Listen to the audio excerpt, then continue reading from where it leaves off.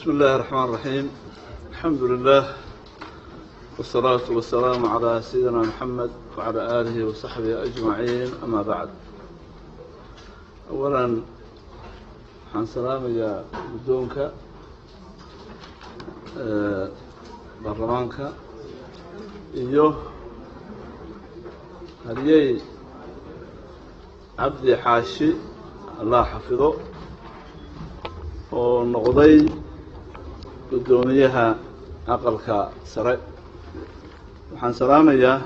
حبناها لبدا قرد mid waa iga muraaxado shacbiga Soomaaliyeed oo tabaaraysan dulmigana ku soo jiray muddada dheer intooda badan maanta waana daawanayaan meel kastoo ay joogaan.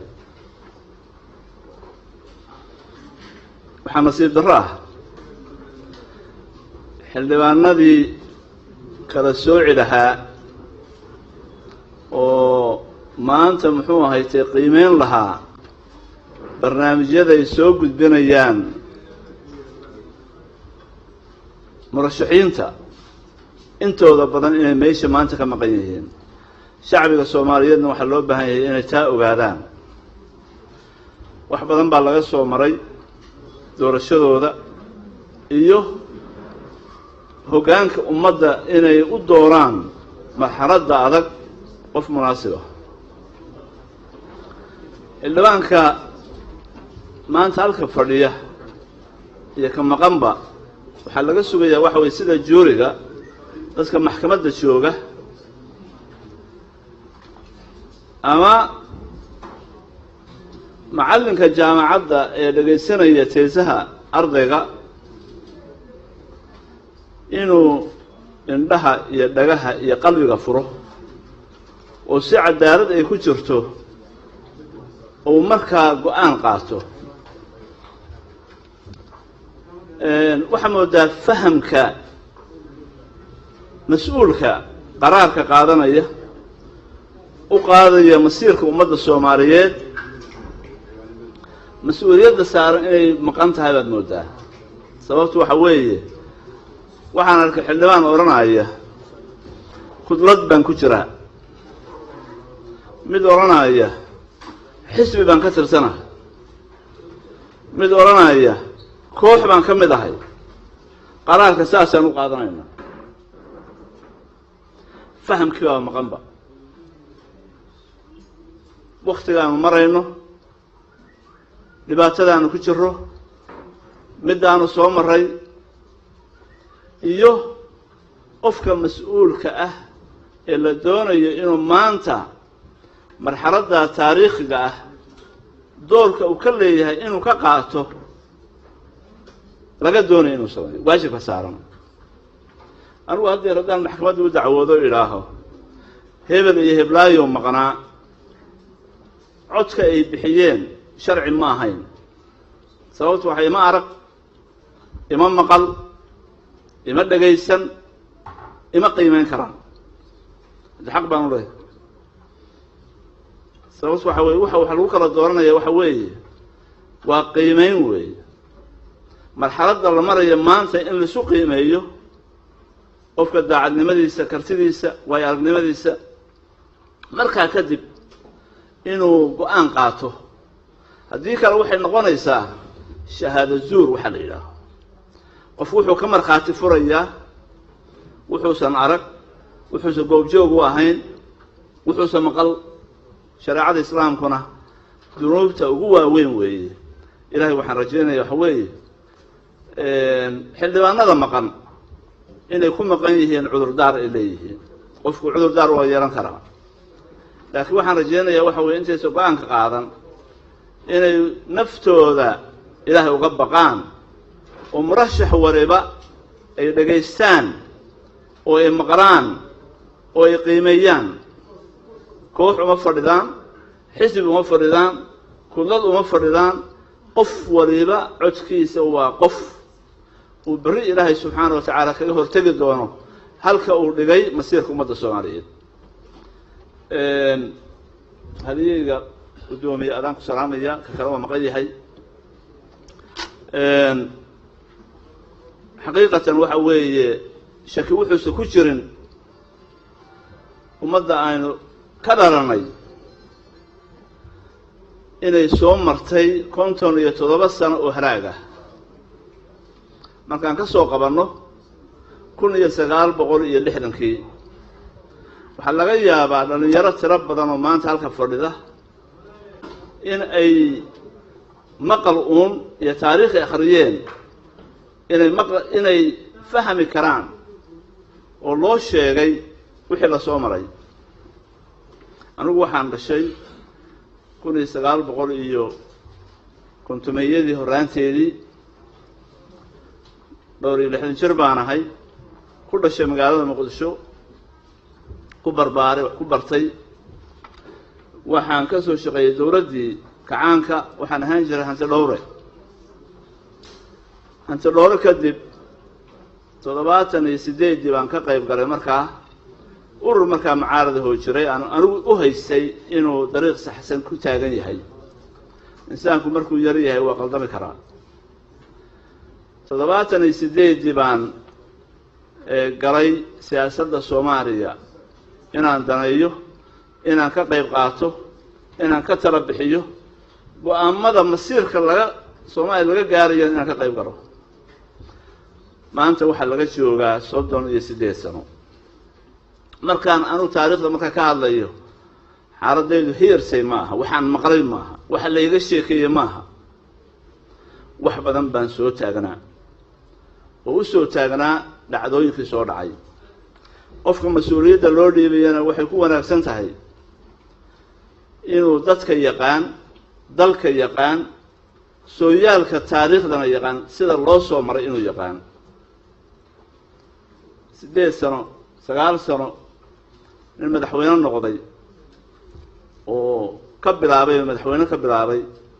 ama shaqada prime minister ka bilaabay ama wasiir ka bilaabay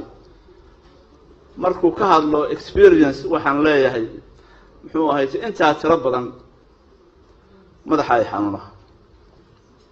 sababtu waxa weeye xaaladda maanta la marayo musiibada maanta nagu dhacday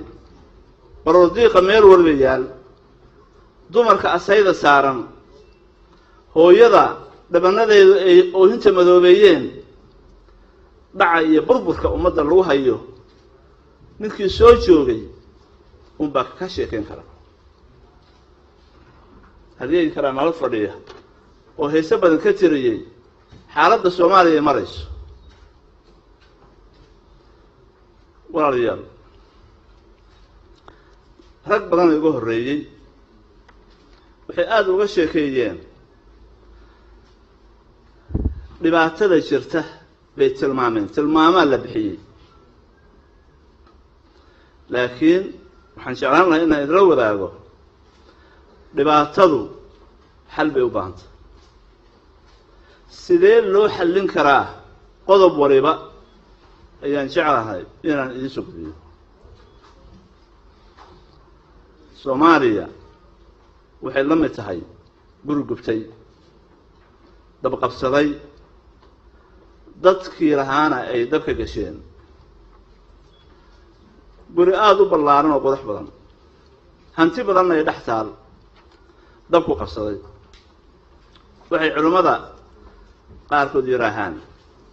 dab markuu aqal qabsado dadka ku dhex nool dareenkoodu waa kala duwan yahay mid baa qiiq markuu uriyo isla markiiba baraarugaya dareemaya guriga inuu dab qabsaday mid baa saxanka kii muxuu ahayte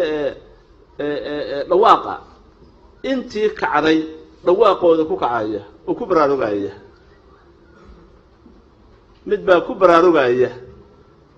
marka kuleylku gurigu ku soo bato dareemaya jawigii jiray mid ka duwan inuu jiro mid baa dabku markuu soo gaaro baraarugaya mid kalena isagoo iska hurdo quurinaya ayuu dabka ku dhex dhimanaya dareenka dadku sidaas u kala duwan yahay intii baraarugtay oo kacday ayaguna dareen ficil oo reaction ah oo ayay leeyihiin ayaguna mid markuu kuleel dabkii arko ayuu lafihiisa la cararaya mid baa kuleelkii dabkii arkay wuxuu leeyahay war iska ordine dhawaaq ku dar war kacoy dheh على الأقل مد باورانيا dabku sidaa ku baktin mayo dadku sidaa ku badbaadin mayo orodkaygu waxba tarin mayo bal anoo ordaya waxaan badbaadin karo aan badbaadiyo sacrifice iyo tadxiyo dheeraada uu sameeyay qofkaas qofka kale waxa weeye wuxuu leeyahay war maatadii iyo caruurtii iyo ehelkii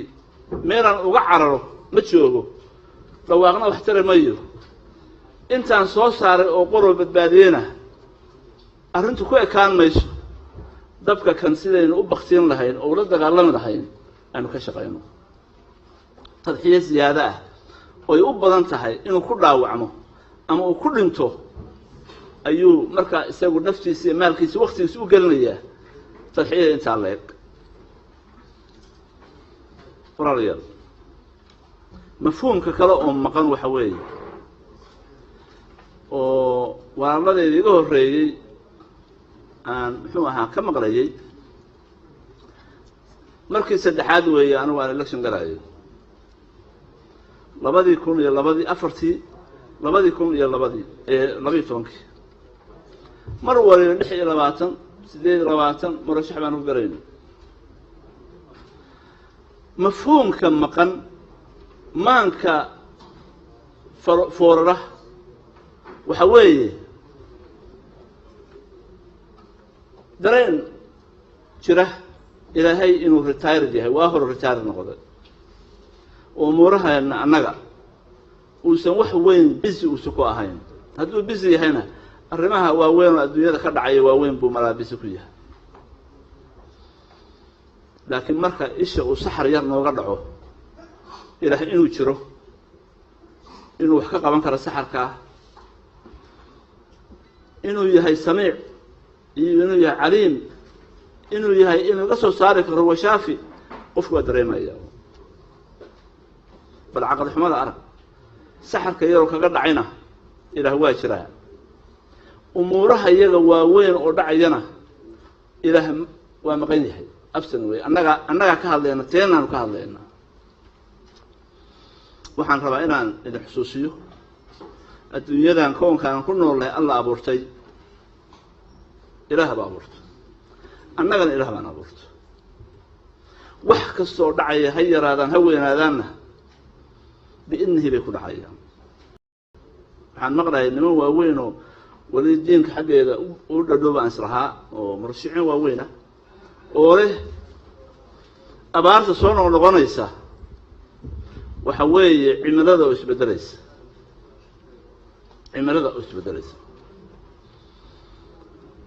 ورياء عمرة بدله هرت يرسل يا عمرة بدله ده كلال تيا قبو كذي كره حد قبو تيا كلال كذي كره روب كيسيا كين كره سو إله مشيئا أأنتم أنزلتموه من المزن أم نحن منزلون أإله مع الله ورميله كراجله waxaan ku faraxsanahay xigmadda Ilaahay subhanahu wa ta'ala ku soo beegay doorashada maanta aynu qabanayno in xildhibaanadu ay tagaan gobolada waayii hore waxay ahayd Nairobi iyo Djibouti iyo Muqdisho iyadoo baasay iyo kalluun iyo moos la cunayo oo lacagaha la kala qaadanayo oo sheekadu ay macaan tahay baa doorashada la gali jiray إلى مانتا وكدوة سيدي وكدوة إلى نقفلت كجرو أركا داد الدنيا يرمان أيام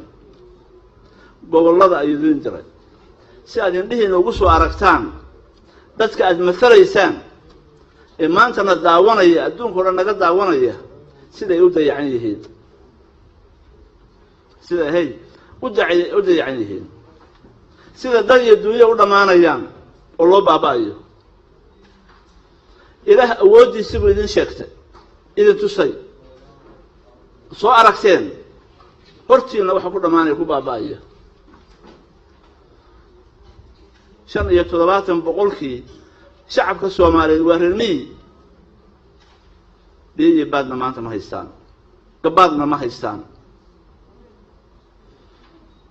هل كانوا لسه اشتاقوا إن عملا إسبتش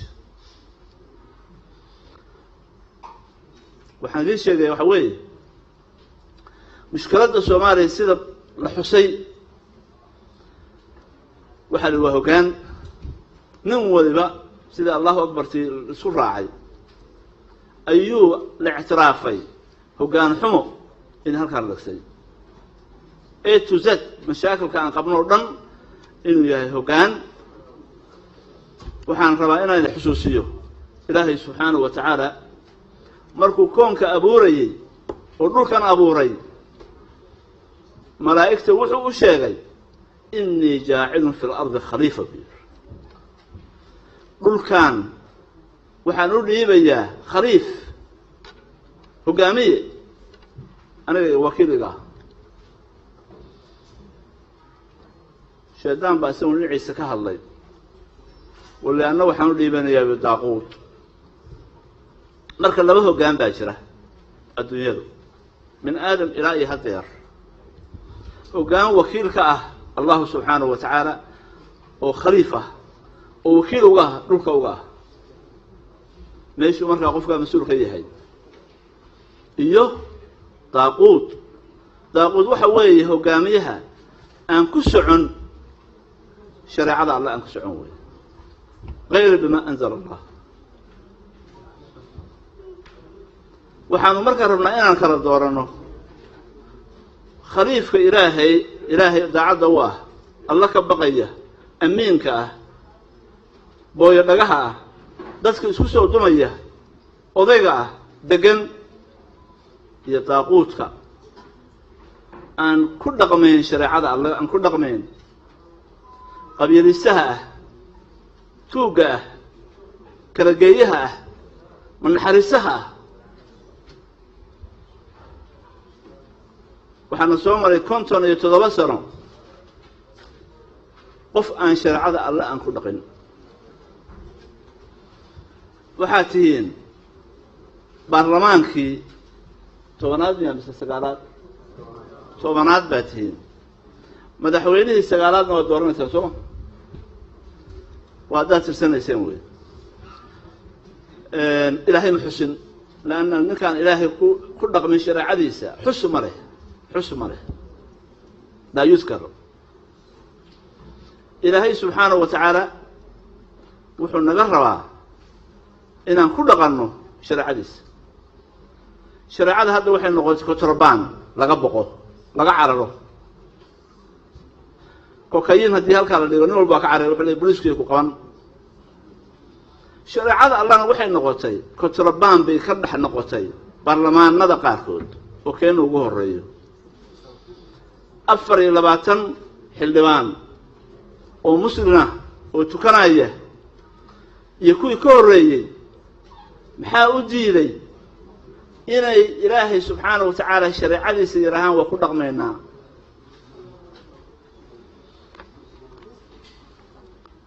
kan waxa way kitaabka ilaahay way waxaan la yaabanahay ninka kitaabka ilaahay munazzalka diidaya oo oranaya inaanu qaadano raali kama nihin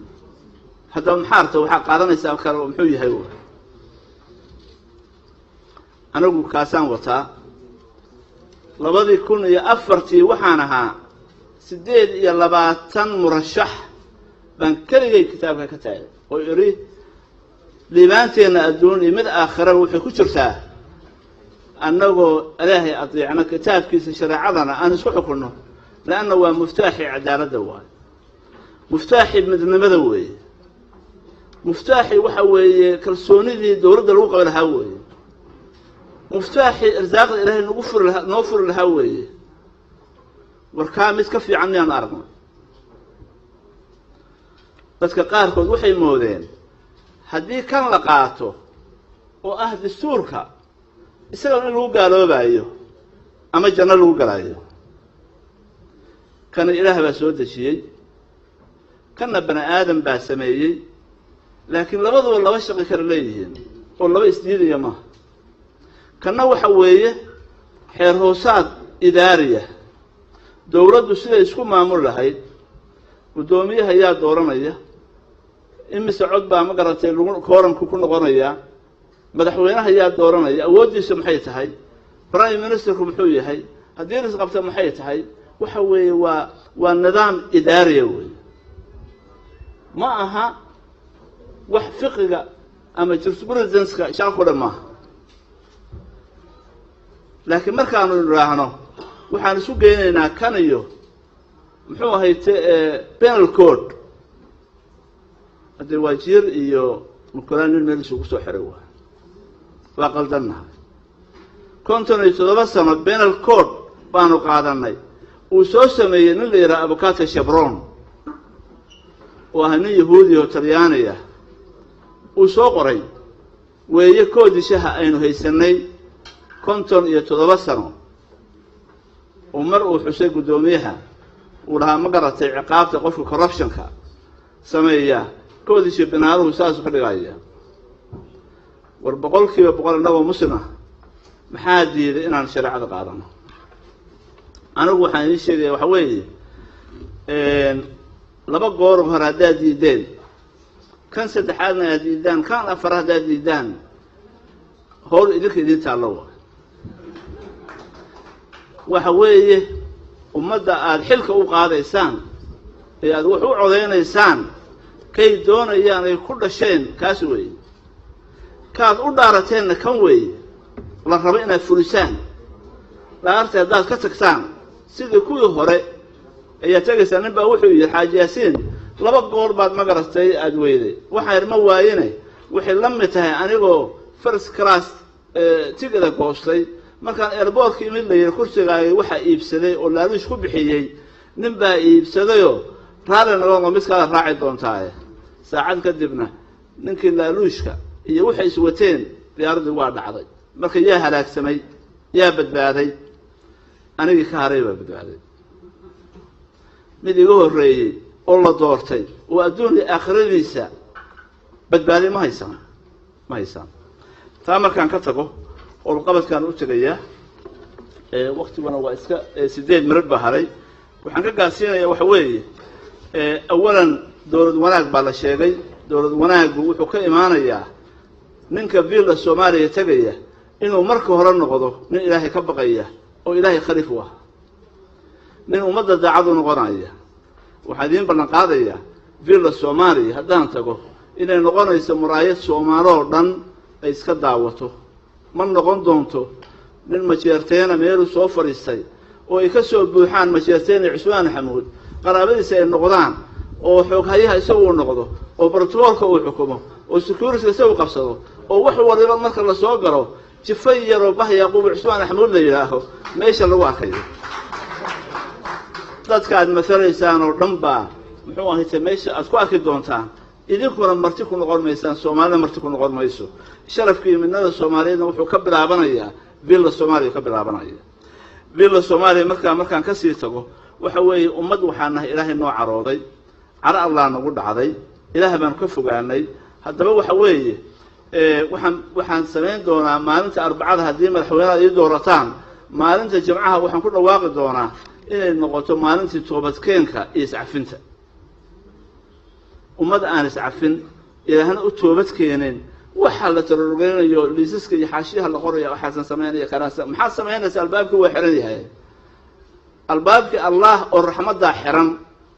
albaabka hore oo askaru joogo hadii uu xiran yahay suuragal ma tahay inaan howlka soo gallo inaan xamaamka isticmaalo inaan qolka fadhiga isticmaalo ma suuragal baa walaalayaal waxaan idin sheegayaa haddaad jeclaysanaysan hadii kalaba albaabka raxmada ilaa la furo oo alla uu furaheeda haysto waxa noo soconaya mare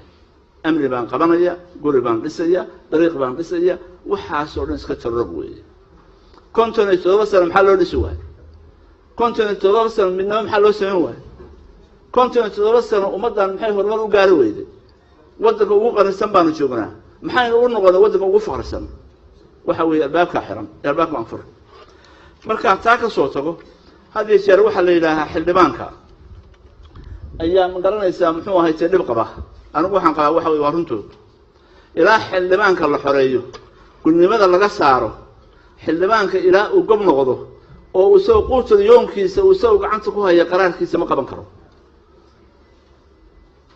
6 bilood waxaan ka soo shaqeynayay wuxuu ahaa sidii xildhibaanka kan loo gumeeyay oo loo ihaaneeyay wax lagu qaban lahaa waxaan u soo diyaariyay waxa weeye xildhibaanka markii hore $100,000 oo guriya inaan u dhiso hadii ilaahay idmo 329 kuwa fadhiya iyo kuwa hadda meelaha ku fadhiya laana waxa weeye hadduu isagu xoroobin Soomaali ma xoroobayso $15,000 oo gaari in loo iibiyo waxaan arkay generaal maan ii yimid aan ku arkay Villa Hargeysa agteeda cornel ma garanaysaa muxuu ahaa dacis qaba oo halka fadhiya dabcan imisa idinka soo horeyso xildhibaanna ah bustooda banaanka loogu xooray waxaan u hayaa waxa weeye $100,000 ilmihiisa in la siiyo oo loo siiyo hadduu dhinto ama kana cahdisho ama xabad hadisho $100,000 oo insurance oo takaaful Afrika qoran la yiraahdo aan la kala hadlay iyaguna in caafimaadkiisa iyo daryeelkiisa laga warqabo 2 police officer oo amaankiisa raali in la helo inta markaan ka gudbo oo 12 qodob ah waqtiga aad igu yar wax badanna waxaan rabaa inaan ka fargareeyo waxaan idin sheegayaa waxa weeye dhalinyarada Soomaaliyeed oo meel kasta joogta 80% waa iyaga weeye 10 milyan oo Soomaaliya 8 milyan waxa weeye dhalinyaro barnaamij siyaasadeed oo dawladda Soomaaliyeed ay soo bandhigtay oo dhalinyarada muxuu ahayd daryeelisa ma jirto waxaan taa ka sameeyay waxa weeye dhowrka daqiiqo oo ma garanaysaa aan ii haray inaan ka faa'iideysto dad badan baa waxay leeyihiin dhaqaalaan rabnaa inaan sameeyno farsamo yaqaan baa rabnaa inaan ka dhigno muxuu ahaa dhalinyarada warma 8 milyan baa farsamo yaqaan ka dhigaysaa wax aqriya marka ma aha waxaan idin hayaa marka waxa weeye ummadda Soomaaliyeed ee daawanaysa maabka Soomaaliya hadduu sidaas yahay Ilaahay subxaanahu wa ta'aala dhulka qoraxda badan buu nasiiyay barnaamijka dhaqaale oo aan rabnaa inaan ku xirano oo gacan shisheey aan rabnaa inaan ugu xirano waxa weeye waxaan ka bilaabayaa waxa weeye Raaskambooni harakan ilaa iyo Zayda waa 3,300 kilomitir weeye Simbari waxaan u sameeynayaa 100 kilomitir wariba inaan ka dhigo fishing zones waxa weeye 330 degaan oo cusub oo Soomaaliyeed weeye mid wariba waxaan dejinayaa 5,000 oo dhalinyaro ah oo muxuu ahaa kalluumaysata waxaan u sameeynayaa Tender International waxaan sameeynaynaa meel wariba 100 kilomitir wariba 3 shirkadood oo ajnabiga ku hadda naxada ah inaan u sharciyeeno muddo 10 sano ah inay ka kalluumaystaan meesha laakiin waxa soo qabanaya oo kalluumaysanaya waxa weeye dhalinyaro Soomaaliyeed weeye 5,000 marka aad ku dhufato 330 waxa weeye 150 bay dhaafeen oo kun taa iyada marka waa garan karaan faa'iidada laga heli karo wax intuu leekaanayo waxa xigay waxa weeye iskaashatooyinkii xoolaha oo 150 iyaguna muxuu ahayd laga sameeynayo oo dhalinyaro kaliya ah iskaashata ah waxa xigi doona 150 oo beera ah oo iskaashatooyin ah xagee geenaynaa way alaabta waxaan soo saarayno walaalayaal waxa weeye dalka muxuu ahaa la yiraahdo khaliijka waan aad u aqaan 150 bilyan oo dollar bay meel u dhigeen waxa la yiraahdo food security dalka ugu dhow oo bread basket u noqon kara oo supply garan kara waa Soomaaliya weey ila u dhow dhulka baaxadda aan laga faa'iideysan markaan 500 oo dhalinyaro ah halka ku habeeno oo wax soo saarkooda kalluumaysiga iyo beeraha iyo xoolaha iyo warshadaha aan u sameeyno ma gacan shisheeyaan u baahana ma baahanin marka aqligu inuu shaqeeyo loo baahan yahay dad badan anigu waxaan arkay nin baa waxa laga sheegay maroodi baa la yiraahdo 5 nin dara taabto oo maroodigu sidoo ay yahay sheega mid baa wuxuu faantu dheeryahay mid wuxuu yiri lugta ballaaran laana way dhalaa iyo mood arko nin wali wax buu sheegay ninkii wax ku fiicnaa meel buu sheegay waxa leen sheegay waxa weeye maanta waxa loo baahan yahay oday baa loo baahan yahay way arag baa loo baahan yahay aqoon-yahan baa loo baahan yahay caadil baa loo baahan yahay mid waxa loo baahan jeebkiisu uu buuxo wixii maanta inta soo maray intay halkiina fadhida waa maxsan intii halka fadhida ninka ugu xoolo badan baan u ahay marka xoolaha la yiraahdo dhaqaale marka la runtii ah waxaan ahay 3 caruura iyo 20 waxaan leeyahay 3 xaas iyo 20 caruur ilaahaysii ma sha Allah dhah waxa idin sheegay waxa way 12 caruura oo aan awow ahay baa jira 18 waa xifad quraan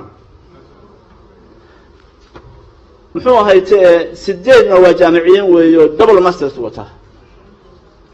Soomaalidu waxay tiraan ninkaas kaba ka iibsanaysa kabihiisa la eega من سوى قاون وميرو سعى هبرها أنتو سوى ورجيرها إيه العلي الروري عن مدحونا كل نقضيه محو قرن كرا محو سيرين دينا ياوي وحيدين شيء ينقصوا قبل يحل نقطة آد مهم وأن ربه تغير كاميرا سكن إن كيف فايدش وحوي أرنت الشباب وحنا مرشحة كريه وأرنت شباب حلين كرا waxaan u xalin karaa wax kale maaha shabaab waxay ku dagaalamayaan 3 principle weeye qof banaanka laga soo kareystay oo ay ku xukumaan inuu murtad yahay qof shariicada aan ku dhaqmin oo yaraan waa murtad muakkad iyo qof ciidanka jooga meesha oo ilaahay waa occupying force iyaguna dagaalkooda waa xalaal anu hadda waxaan ahay min dabada laga soo kareystay maahay Soomaalidu way taqaan jeebkaygaan ku socdaa aqligaygaan ku socdaa damiirkaygaan ku socdaa Soomaalinimadaygaan ku socdaa ima xukumi karaan waa murtad ma oran karaan labo shariicada islaamka ana iyaga ugu horeeyay 2004 baan watay iyaguna 2006 bay yimaadeen hadda waxa idin sheegaya waxa weeye oo aan ku soo gabagabeynayaa 4 sano soo socda hadaa rabtaan rag badan baa waxay leeyihiin waa dagaalamayna waa yeerayna ama Soomaali anagu war Abdullahi Sufiya ka dagaalsanaa war yaa Sheekh Shariif muxuu ahaa oo wiilasha tan dhalay yaa ma garatay muxuu ahaa ka qaaysanaa war muxuu ahaa Xasan Sheekh 4 sano waxay ku dhamaatay dagaal bay ku dhamaatay war maanta ma Soomaalida leeyihiin dagaal baan hogaaminay afgooyo ma tagi karaan muxuu ahaa balcad ma tagi karaan marka tagayso madaxtooyada sidii maskibaad u soconaysaa meel waa dhufays waxa way meel dagaal weeye waxaan idin hayaa waxa weeye حالك الشبابنا أنا هي وحوي أضيبان هاي مصالحة كبرابية وحلي the current and the sick مركب وروينا مصالحة حكمت كبرابته هذه الذي ذنا حب كم مركب محوه واسقى خصبنت الله يبدلوي لكن ولا شيء لا أنا أنا الله نقص رجال معها أنا إذا مش شيء أسوكر يسمى ما نوربا وأن من ده أسر إنه هرتي كل أيام يجون الله أيام أنا أقول عليه عقل وهالشقيه عداوة ويرشين اللي يقريه ويرى وحوي حقوق ذودي وطن النمر لسيجيوي بل يرى عن لهين شقاء عن لهين بل يرى عن لهين هوي عن لهين بل يرى عن أمن لهين بل يرى عن هوقان في عن لهين إنه يكدران ويستران أنا كان سمي عمر رضي الله عنه وحكوسه كوي حوي ويل بكسو دعوده أضيبه ويل كسو دعوده ويمي محوه عمر يا أمير المؤمنين بيوري ويلك عاقب يقول نقضي ويلك بالله يرى وحو يرور محاد أبها عاقب يقول نقض يا أمير المؤمنين بيوري أبها يوحن حق ورها إنه هو يفعل عن يقولسه هو يفعل عن يقولسن هو يتربي ليسه أبها إنه مقع في عن يبحي وان حق ورها مقع وقف والحب يبحي أبها دينت مبر إلهي يقوم حرن عمر وحو يوريها مرنبها سداس هابي يرضيه وحي وجهه محمد وبعده هذا عاقل نقضي قبل أن عاقل نقول هذا عاقل نقضي لأن حقي بدون كرويته محاد مركا هو واجبنا يسا وحد أذكرته دولتها الصومالية كنتم يتوسطون قال يرى لي ضيعين بدي كل ماذين قفلاه هيسا ميرو لو باباي بالله عليكم مركاسان waxa leena waxa weeye waa xaq jire waa tuug waa afduub waa boqol magac baan u bixinay yaa caaq ka dhigay marka hore caaq waxa ka dhigay dawlad ba ka dhigtay hoggaan xuma ka dhigay wiilashayada leentooda yaanaan muxuu ahayd ku faanin oo inta ummadda soo hor istaagnayaan oran wiilashayada leynayna askartaan tuutu galnayna war boqol goor baa tuuta qaadatay maxaa qabat anigu odaybanahay haddaad i doorataan bankariska aad ku jirtaan dhufaysyada aad ku jirtaan iyo baqdinta aad qabtaan ilaahay subxaanahu wa tacaala waxaan rajaynayaa inaan maslaxad marka hore meel walba geeyo odanimo geeyo waxaan ka dhashay guri maslaxadeed baan ka dhashay guri gobonada Soomaaliya u soo dagaalantay baan ku dhashay inkastoo aan ka xumahay rag iga horeeyo aan guri hoosaas la nahay waxa way awowayaashay aabbayaashay waxay ku fiicnaayeen haday wadanaha waa rood model buu yahay haday caadil ahayn rood model buu yahay haday sharciyada ku xukumaan rood model buu yahay laakiin haduu cadaalad ku ciyaaro haduu mas'uuliyadda loo dhiibay gabay aabbahay anigu ma difaaci karo aniguna ma oran karo in hebel baana in hebel waxa dhaantay aabbahay wax ahaan jiray ana dameer la dhaantay Soomaaliya ilaahay waxaan ka rajaynayaa tawfiiq inuu waafajiyo waqtigan waa dhamaaday odayaashana waa ku mahadsan yihiin waxaan idin leeyahay waxa weeye ummadda iyo idinkuba hay saraaganina tawfiiq Allah ha waafajiyo